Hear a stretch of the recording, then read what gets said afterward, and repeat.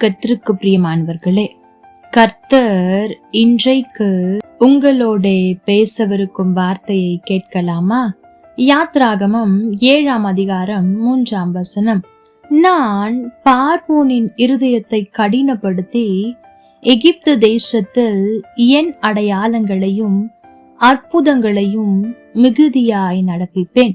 எனக்கு பிரியமான தேவ பிள்ளைகளே, இஸ்ரவேல் ஜனங்கள் அடிமைத்தனத்திலிருந்து முறையிடுகிற சத்தத்தை ஆண்டவர் கேட்டு மோசேயும் ஆரோனையும் அனுப்புகிறார்.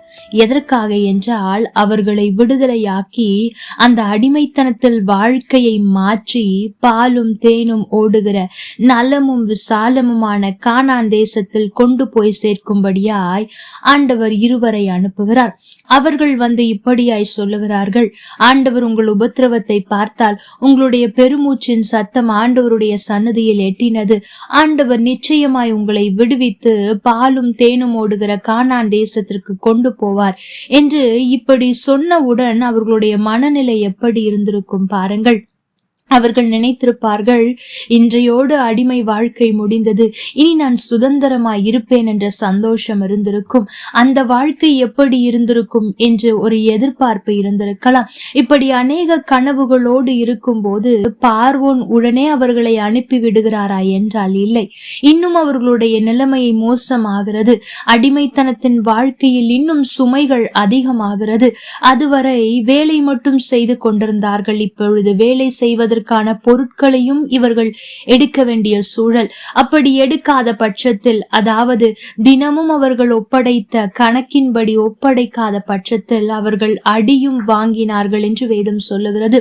இப்படிப்பட்ட சூழ்நிலையில் அவர்கள் எதிர்பார்த்து கொண்டே இருந்திருப்பார்கள்.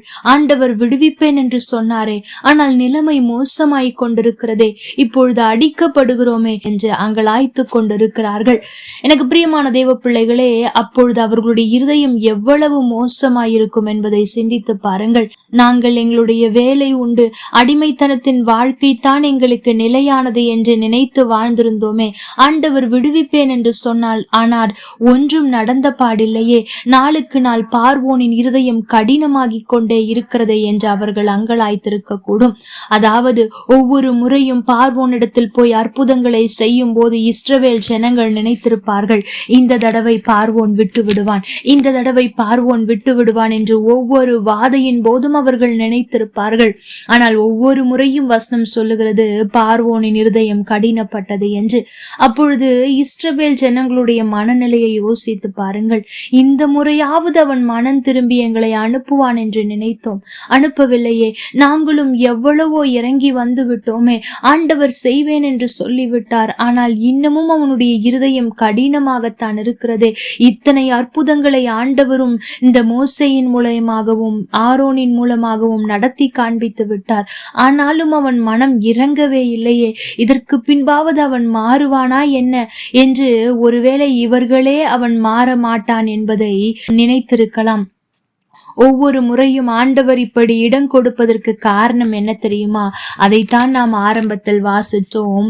ஏனென்றால் ஆண்டவர் அடையாளங்களையும் அற்புதங்களையும் மிகுதியாய் நடப்பிப்பதற்காகத்தான் சில மனுஷருடைய இருதயத்தை ஆண்டவர் கடினப்படுத்துகிறார். எனக்கு பிரியமான தெய்வ பிள்ளைகளுடைய வாழ்க்கையில் கூட சில மனிதர்கள் உங்களுக்கு நன்மை செய்ய வாய்ப்பு இருக்கிறது, ஆனாலும் உங்களுக்கு தீமையை செய்து கொண்டிருக்கிறார்களோ, நீங்கள் எவ்வளவு நன்மை செய்தாலும் அதை புரிந்து கொள்ளாமல் தீமையை மட்டும் உங்களுக்கு செய்ய வேண்டும் என்று உங்களுக்கு விரோதமான காரியங்களை செய்து கொண்டிருக்கிறார்களோ, சோர்ந்து போகாதிருங்கள். நானும் இவர்களுக்காக எவ்வளவோ ஜெபித்து விட்டேன், ஆனால் எந்த மாற்றமும் இல்லை, அவர் இந்த பழக்கத்தை விடுவதை போல தெரியவில்லை என்று சோர்ந்து போன நிலையில் அமர்ந்திருக்கிறீர்களோ, உண்மைத்தான், அவர்கள் இன்னும் மாறவே இல்லை. வேதம் சொல்லுகிறது போல அவர்களுடைய இருதயம் நாளுக்கு நாள் கடினப்பட்டு கொண்டு தான் இருக்கிறது. ஆனாலும் சோர்ந்து போகாதிருங்கள். அன்றைக்கு ஒரு நாள் ஒன்று வந்தது. ஆண்டவர் பார்வோனின் இருதயத்தில் உள்ள கடினத்தை எடுத்து போடத்தக்கதான சூழல் அவனுடைய வாழ்க்கையில் வந்தது. அதே போல உங்களுடைய வாழ்க்கையில் யார் யார் அப்படி இருதயத்தை கடினப்படுத்தி வைத்திருக்கிறார்களோ நாள் ஒன்று வரும், ஆண்டவர் அவர்களுடைய இருதயத்தின் கடினத்தை தூக்கி நிச்சயமாய் எறிவார். அவர்களே உங்களிடத்தில் வந்து உங்களுக்கு சாதகமாய் பேசுவதை நீங்கள் பார்ப்பீர்கள்.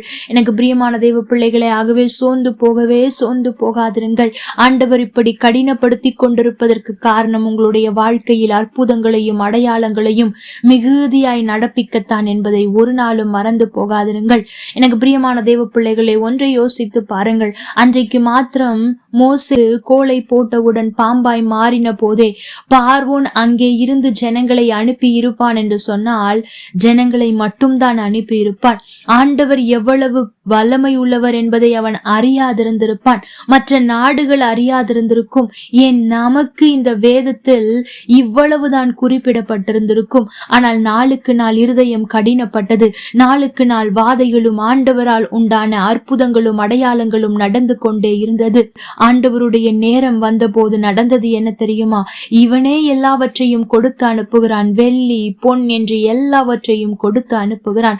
அது மாத்திரமல்ல, நம் தேவனை பற்றின பயம் அங்கே உண்டானது என்பதை நாம் பார்க்கிறோம். இன்றைக்கும் ஆண்டவர் 10 அற்புதங்களையும் வாதைகளையும் அங்கே நடப்பித்தார் என்று அவருடைய வல்லமையை பாடுவதற்கு அன்றைக்கு அவன் இருதயம் கடினப்பட்டது மிகவும் முக்கியமான காரணம். ஆகவே உங்களுடைய வாழ்க்கையில் யார் யாரெல்லாம் அப்படி இருதயம் கடினப்பட்டிருக்கிறார்களோ அவர்களுக்காக நீங்கள் ஜெபிக்க வேண்டியது என்ன தெரியுமா? பார்வோனின் இருதய கடினத்தை மாற்ற ஒரு வழியை வைத்திருப்பீர் என்று சொன்னால், நான் ஜெபித்து கொண்டிருக்கிற இந்த நபருடைய கடினத்தை மாற்ற நீர் ஒரு வழியை வைத்திருப்பீர். அதை உம்முடைய நேரத்தில் செய்யும் என்று ஜெபியுங்கள். அவர் நிச்சயமாய் மாற்றுவார். ஆனால் இதெல்லாம் நடந்து கொண்டிருக்கும் போது நீங்கள் ஒன்றை பார்ப்பீர்கள், உங்களுடைய வாழ்க்கையில் அற்புதங்களும் அடையாளங்களும் மிகுதியாய் நடக்கும். கர்த்தர் தாமே உங்களோடு கூட இருந்து உங்களை ஆசீர்வதிப்பாராக. ஆமென்.